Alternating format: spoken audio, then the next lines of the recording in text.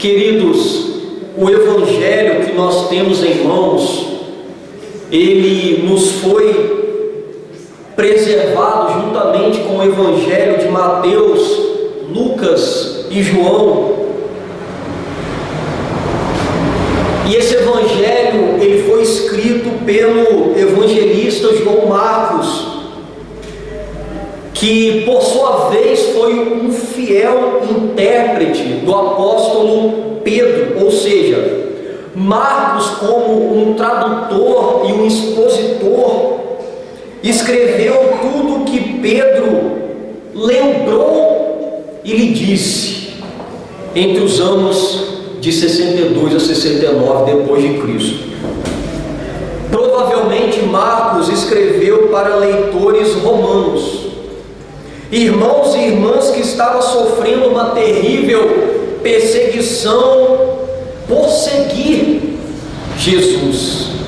Ele o escreveu justamente para encorajá-los a se manterem firmes na caminhada, fortalecendo a fé desses irmãos e testemunhando a todos o Cristo que foi crucificado para salvar os crentes.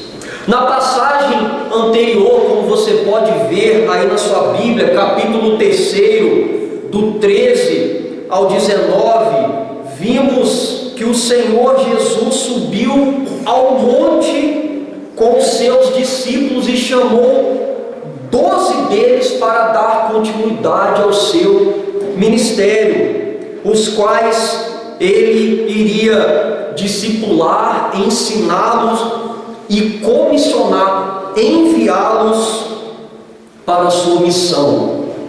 No texto de hoje, capítulo 3, versículos do 20 ao 35, veremos então o relato da intromissão da família de Jesus sobre o seu ministério. Quando a família de Jesus aparece e ela tenta de alguma maneira impactar aquilo que Jesus estava realizando nessa época, e nós vamos ver como eles estavam fazendo isso. E o texto começa no versículo 21, esse aparecimento da sua família.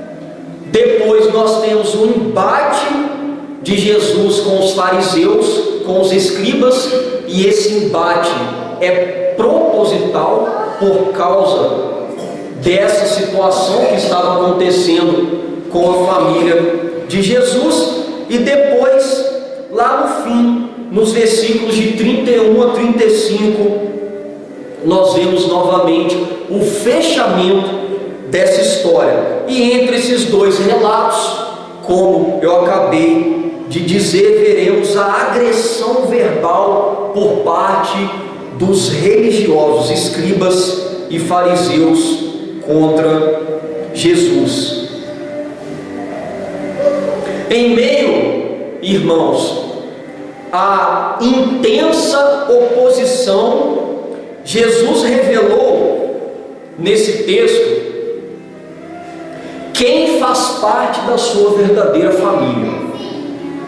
Ao repreender a sua parentela, Jesus ele repreende aqui a sua família, nós vamos estar vendo isso, e advertir com muita seriedade, uma das advertências mais graves da Bíblia, a liderança religiosa de Israel. Assim sendo, eu quero dizer para os irmãos que os verdadeiros membros da família de Jesus são todos aqueles que não tentam reprimi-lo e se opor à sua obra. E é isso que o texto vai nos ensinar. Desse modo, propõe o seguinte tema: a verdadeira família de Jesus. Nós veremos quem faz parte da verdadeira família de Jesus.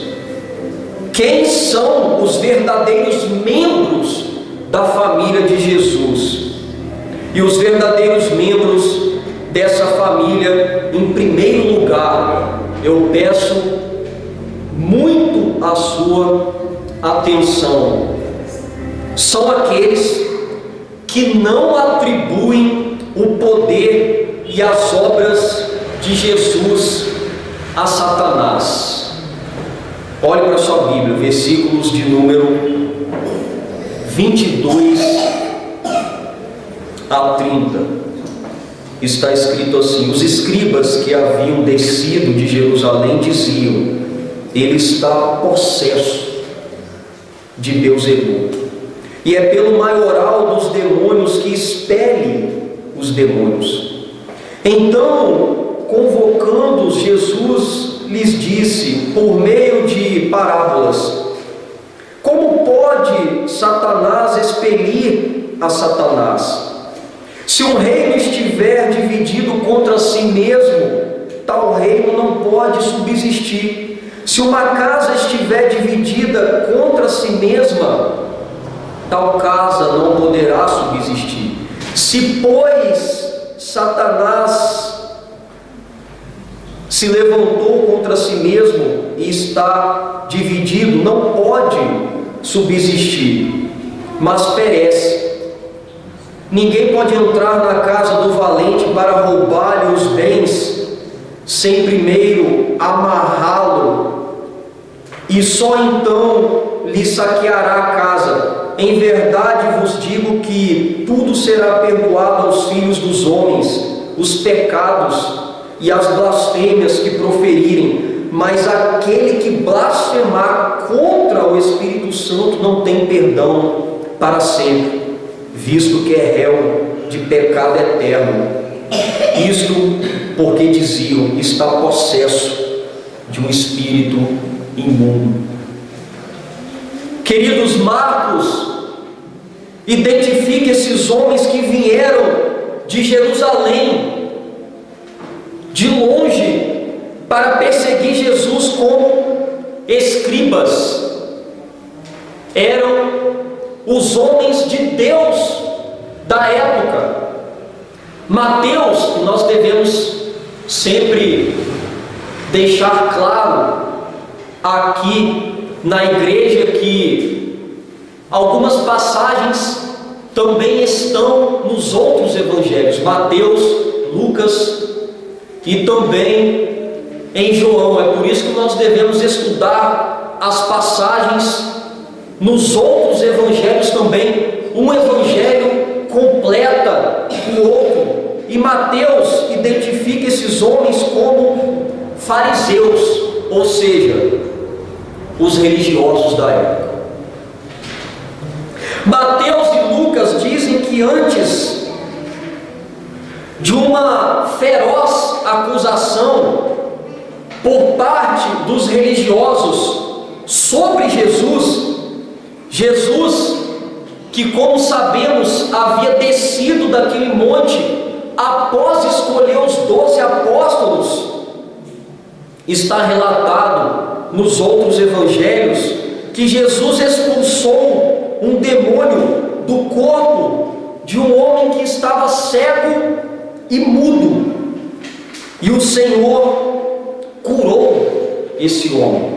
E naquele momento ali, eu peço a atenção de vocês, as multidões ficaram maravilhadas e perguntando se Jesus era realmente o filho de Davi.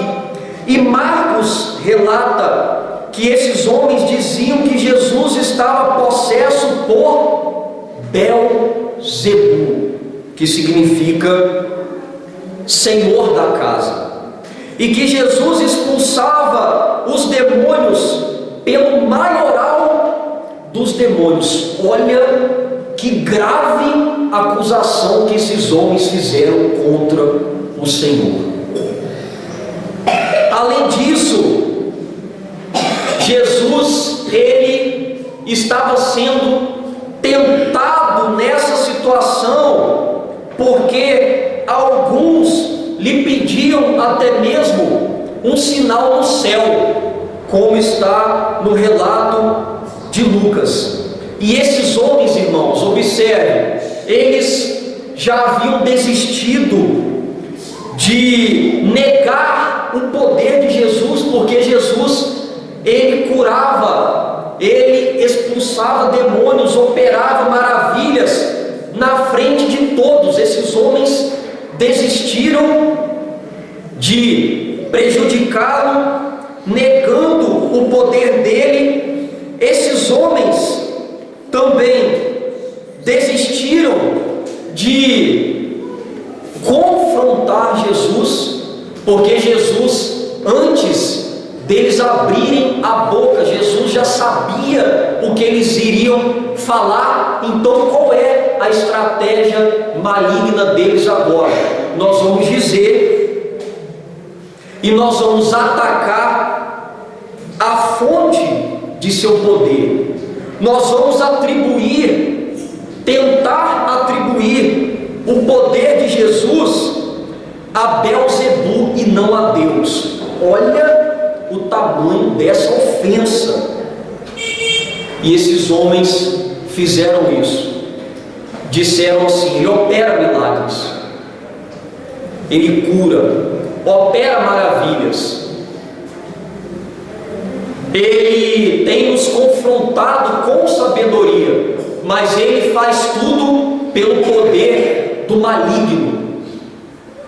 E esses homens com isso manifestaram a dureza e a incredulidade dos seus corações. No versículo 23, nós vemos Jesus lhes convocando. E quando nós estudamos o texto aqui, nós vemos que Jesus estava chamando a atenção desses homens. E Mateus diz até que Jesus conhecia o pensamento deles. Lucas diz que Jesus sabia o que se lhes passava pelo Espírito. Jesus disse a eles que Satanás não pode atentar contra o próprio Satanás, no versículo 23. No versículo 24 ele diz: se um reino estiver dividido, ele não ficará de pé. No 25, se uma casa estiver em guerra contra ela mesma, ela será arruinada. E no 26, e se Satanás se levantar contra si, ele irá perecer. Ou seja, é como se Jesus estivesse os indagando: como vocês estão cegos ao dizer que eu estou operando por um poder maligno? Porque eu estou expulsando os demônios das pessoas, libertando, curando, salvando, operando maravilhas. Como vocês estão cegos em dizer que Satanás está contra ele próprio? E como vocês podem dizer algo tão tolo? Jesus mostra o tamanho da tolice daqueles homens. E no versículo 27, Jesus lhes diz que ninguém pode entrar na casa de um homem forte e roubá-lo sem primeiro amarrá-lo, contê-lo. Contudo, é exatamente o que Jesus, como forte Filho de Deus, faz. Irmãos, o que Jesus está dizendo e Marcos está relatando é que Jesus é o mais poderoso que saqueia a casa do opressor para libertar os cativos, que liberta a humanidade do poder do mal. É Jesus que invade o domínio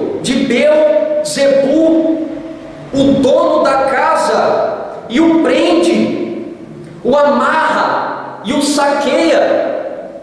Interessante aqui como que Marcos aproveita esse jogo de palavras dizendo que Beelzebu é o dono da casa, mas quem invade a casa, amarra, contém e saqueia a casa é o verdadeiro dono, o mais poderoso, o Senhor Jesus Cristo. E Mateus acrescenta que Jesus é quem expulsa os demônios pelo Espírito de Deus, porque é chegado o reino. E quem não é por Jesus é contra ele. Ou seja, esses homens não eram apenas não simpatizantes com o Senhor, mas eles estavam atentando contra o Senhor. Já Lucas explica que quando o mais forte vence o valente, ele lhe tira a armadura e lhe divide os despojos. Jesus, ele entra na casa, ele entra na vida, ele desarma os espíritos malignos, ele expulsa os espíritos malignos e ele abençoa essas vidas que estavam oprimidas, escravizadas por Satanás. Jesus estava entrando na casa do homem forte no seu ministério e levando dali os seus bens ao libertar as pessoas do controle de Satanás.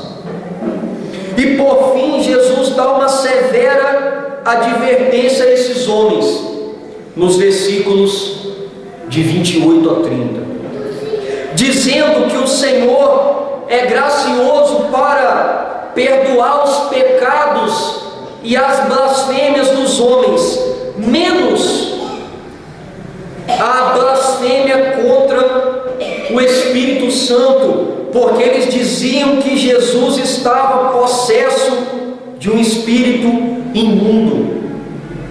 O texto diz: se você atentar e blasfemar contra o Espírito Santo, você não tem perdão. E era o que esses homens estavam fazendo quando estavam atribuindo as maravilhosas obras de Deus ao inimigo. Era isso que eles estavam fazendo. Os religiosos, eles estavam tão enganados, eles confiavam tanto na sua própria religiosidade, eles não conseguiam compreender que o Filho de Deus estava ali na frente deles, que eles foram capazes de blasfemar contra o Espírito Santo, dizendo que Jesus estava operando por meio do mal. O pecado contra o Espírito Santo é uma ofensa direta e indiscriminada contra Deus. É dizer que aquele que batiza, ou seja, aquele que regenera, faz o homem nascer de novo, aquele que salva, aquele que santifica, que enche o homem de virtude, é o espírito do mal, é uma afronta direta ao Espírito de Deus. O que blasfema, insulta, agride o Espírito Santo, é o que tem um coração tão endurecido, a ponto de não distinguir o mal do bem, as trevas da luz e a luz das trevas, como disse o profeta Isaías, em Isaías 5:20. Olha o que diz Isaías lá no Antigo Testamento: ai dos que o mal chamam bem, e ao bem chamam mal, como esses homens fizeram. que fazem das trevas luz e da luz fazem trevas, que mudam o amargo em doce e o doce mudam em amargo. E foi o que esses homens fizeram ao atribuir a obra do Espírito Santo a Satanás. Cometeram um pecado imperdoável, uma blasfêmia, e eles nunca serão perdoados, pois rejeitaram Cristo para sempre. E Deus, por toda a eternidade, não os perdoará. Incrédulos, malignos, incapazes de crer e se arrepender, estão perdidos. Pastor, eu estou preocupado se já blasfemei contra o Espírito Santo. Eu quero dizer para você que pensa dessa maneira, que se você estiver preocupado é porque você não blasfemou.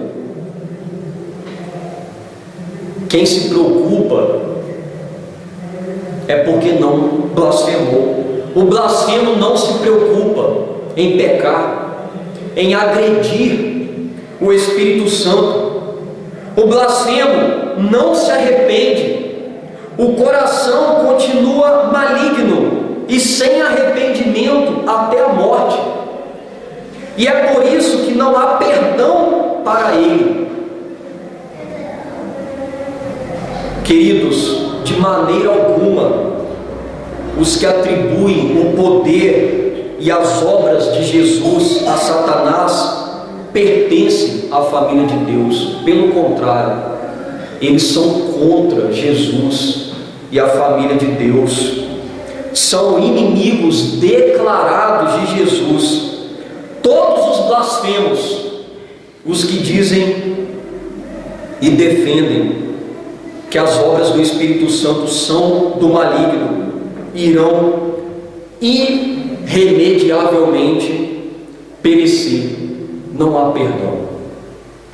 Além dos verdadeiros membros da família de Jesus serem aqueles que não atribuem o poder e as obras de Jesus a Satanás, em segundo lugar, os verdadeiros membros da família do Senhor são aqueles que estão com Jesus e fazem a vontade de Deus. Olha que coisa maravilhosa, são da família do Senhor. Olhe para a sua Bíblia, versículos de número 20 a 21. Depois nós vamos dar um salto e vamos ler também do 31 ao 35.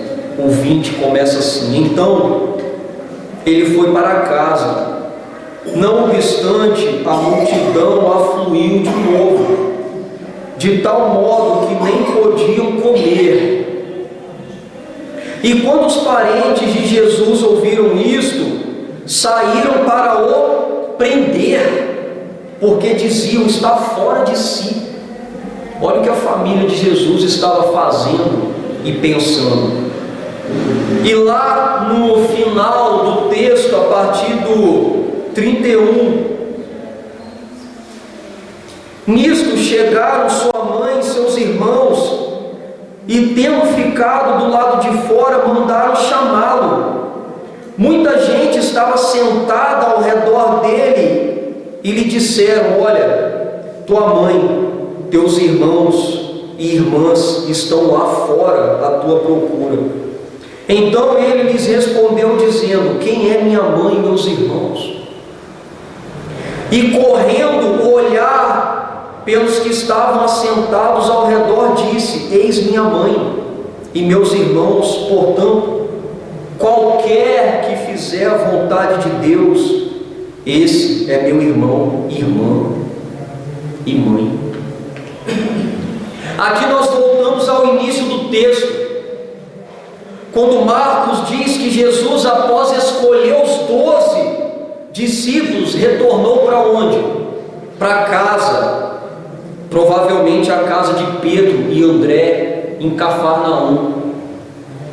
Jesus considerava a casa de Pedro a sua própria casa. E o versículo 20 nos diz que tamanha era a multidão que eles não podiam o quê? Parar para comer, irmãos. Vejam, essa multidão era uma grande multidão, uma multidão afoita pelo quê? Milagres, curas. Essa multidão, queridos, eu convido você a voltar os seus pensamentos lá na época de Jesus, no texto. Preste atenção no texto que está sendo pregado. Volte, retorne. Jesus estava naquele lar com os seus discípulos, com aquelas pessoas, e aquela multidão começou a chegar afoita, se empurrando, se espremendo para receber curas e milagres do Senhor. E se ele não podia comer, quanto mais pregar com tranquilidade. Com isso podemos aprender brevemente aqui que a busca por curas e milagres de Cristo não deve ser maior que a vontade de ouvir a sua palavra. Essas pessoas deveriam estar indo para ouvir as palavras de Jesus e consequentemente seriam curadas, libertas. Não é o que acontece nos dias de hoje? As igrejas estão abarrotadas de pessoas que só querem curas, milagres, bênçãos, soluções, mas na hora da pregação elas vão embora, elas se distraem com qualquer coisa, elas ficam olhando para o tempo. Queridos, se Jesus estivesse aqui, muita gente viria para ouvi-lo falar. Mas veja, Jesus está aqui, espiritualmente dizendo, e Jesus está falando, porque a palavra do Senhor está sendo pregada, e muitos ficam em casa, não dão atenção à voz do Senhor. Mas voltando aqui para a nossa história, além disso, no versículo 21, nós vemos que quando a família de Jesus ouviu sobre essas coisas, quais coisas? O ministério que ele estava operando, eles vieram para o prender. Vocês já prestaram atenção nesse texto? A família de Jesus vieram prender, porque diziam que Jesus estava fora de si. Olha que interessante, o verbo prender no grego, kratel, significa assumir o controle sobre ele. Eles queriam apoderar-se de Jesus, queriam tomar Jesus e levar Jesus de volta para casa, obrigando a Jesus a abandonar o seu ministério. A família não acreditava em Jesus, como disse João, nem mesmo seus irmãos acreditavam nele, João 7,5. Eles queriam levar Jesus de volta e dizia que Jesus estava desequilibrado. Quem, pastor? A própria família.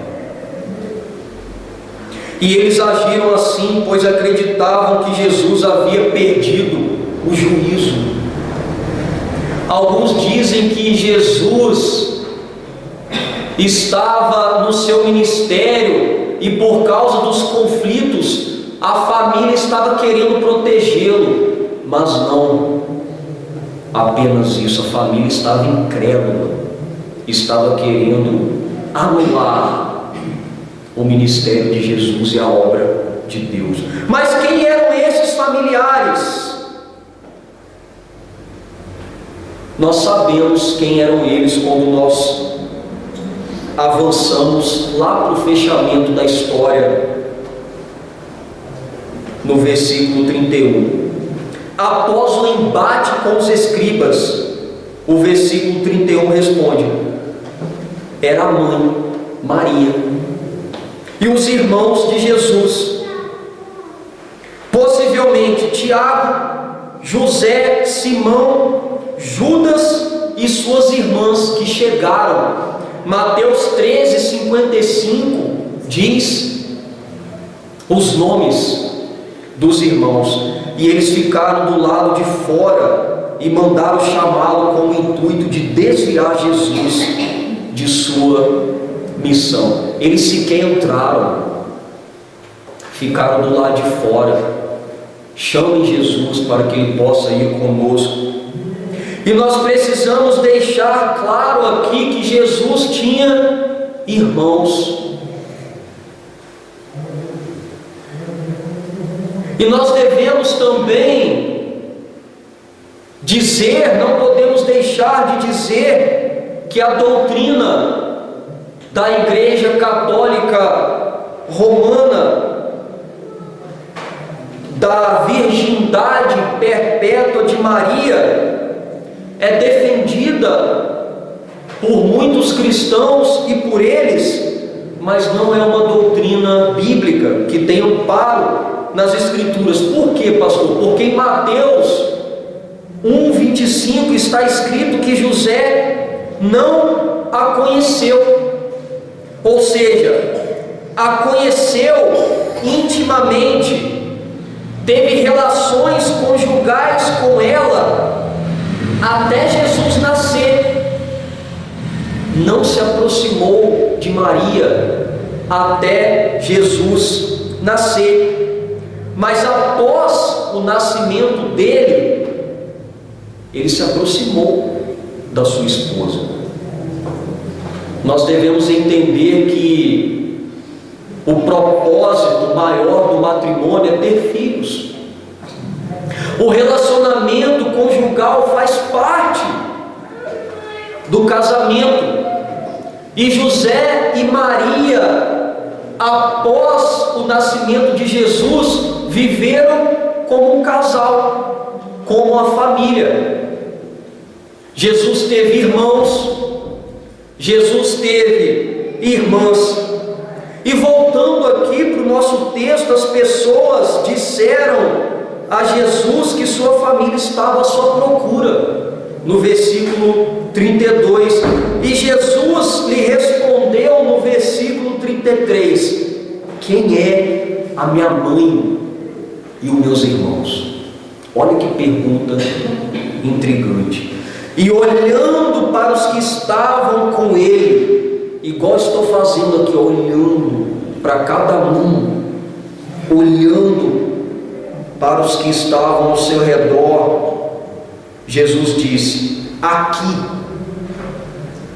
estão minha mãe e meus irmãos, no versículo 34. E Jesus conclui, ele fecha a história dizendo: quem faz a vontade de Deus é meu irmão, é minha irmã e minha mãe, no versículo 35. Jesus, ao fazer isso, indica que a verdadeira comunhão com Ele não depende de relacionamentos de sangue ou raça da família, mas depende de fé, uma fé submissa.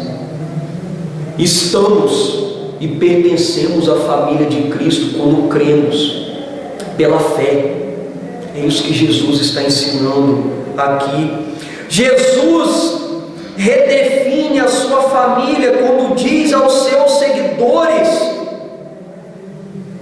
que fazem a vontade de Deus: ei, vocês que fazem a vontade de Deus, vocês são da minha família, não aqueles que estão lá fora, porque eles querem interromper a obra do Senhor.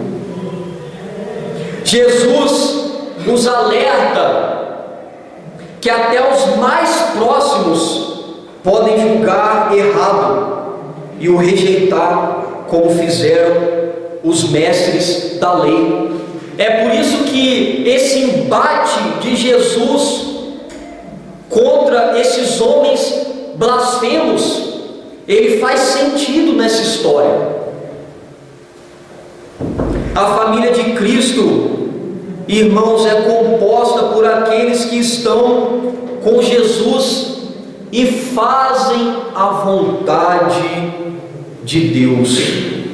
Estar em Jesus é muitas das vezes tê-lo como prioridade acima da própria família.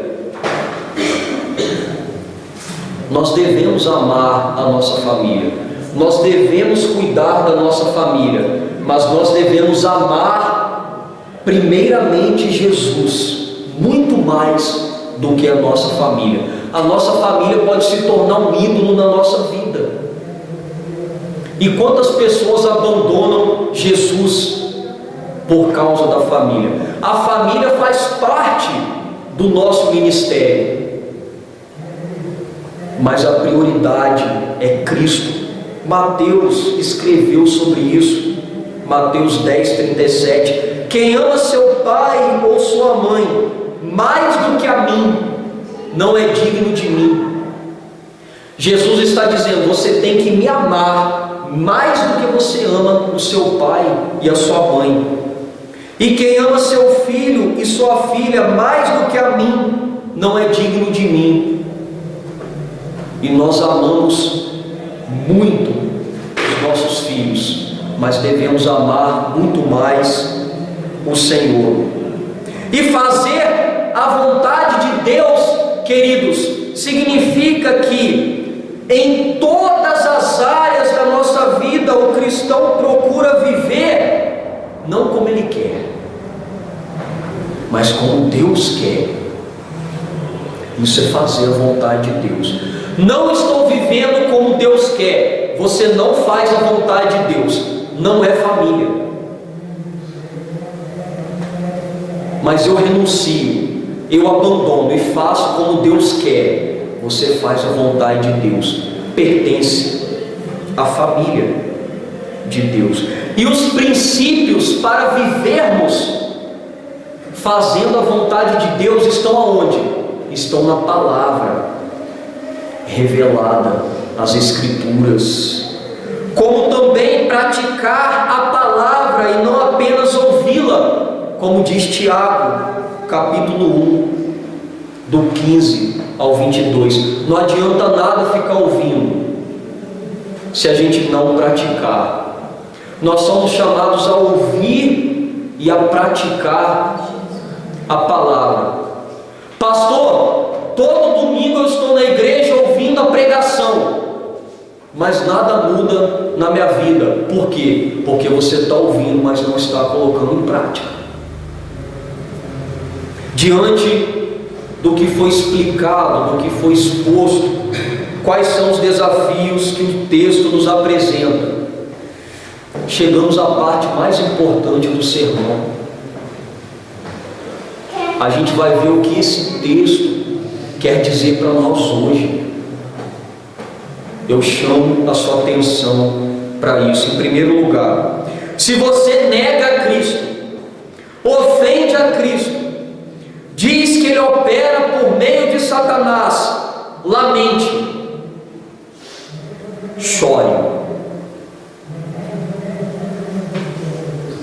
Eu te convido a correr aos pés de Cristo. Quando? Hoje, agora, em fé e arrependimento, na esperança de você não ser um blasfemo, na esperança de você não ter blasfemado contra o Espírito Santo, como esses homens fizeram. E se você crer e se arrepender, significa que você não blasfemou. Se você se achar próximo de Cristo, mas estiver de alguma maneira atrapalhando ou tentando impedir o avanço de sua obra, lamente chore. Muitos se dizem igreja do Senhor, se dizem próximos de Cristo, mas ao invés de ajudar o avanço da obra, só atrapalha, denigre, prejudica. Você não é discípulo, você não é família. Se arrependa e busque, confiando na graça de Deus, fazer a vontade do Senhor, na esperança de pertencer à sua família. Busque ao Senhor, busque fazer a vontade do Senhor, ouvindo e praticando a palavra, para que você seja de fato família de Jesus. Isso é muito sério. A família de Cristo, nesse momento aqui, não era a família do Senhor. Quantas pessoas que se dizem crentes, cristãs, não estão nem aí em viver conforme a vontade de Deus, estão se enganando, não são família do Senhor. Em segundo lugar, tome cuidado com aquilo que você pensa, faz, fala e faz sobre a obra do Espírito Santo, sobre o Espírito Santo. Cuidado, é um pecado imperdoável, irmãos, muita cautela. Leve a vida a sério e desgaste, leve a vida cristã a sério e desgaste a tua vida em prol do reino de Deus e de seus irmãos em Cristo. Jesus está às portas. Muitos deixam-se de se dedicar ao reino por coisas tão superficiais, passageiras. Eu vou sair, eu vou dormir um pouco mais, eu não vou à igreja hoje, eu não vou ler as Escrituras, eu não vou orar. Dizem que são do reino, mas não vivem o reino. Nós devemos amar os nossos familiares, mas nós devemos saber, irmãos, que a nossa verdadeira família é celestial, é a família de Cristo. Nós devemos amar uns aos outros aqui, aqueles que pertencem verdadeiramente à família de Deus. Amor, cuidado, zelo, carinho. Nós passaremos a eternidade juntos no céu, e muitos das nossas famílias de sangue nem salvos serão. Devemos amá-los, nos dedicá-los a eles, mas devemos nos dedicar à família da fé, a verdadeira família de Jesus.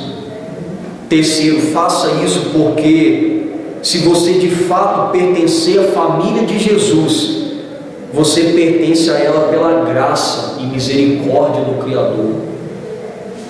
Não foi você que quis ser da família de Jesus.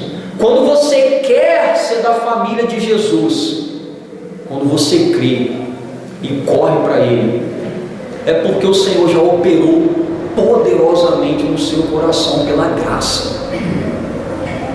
Uma graça que não foi derramada no coração dos escribas e fariseus.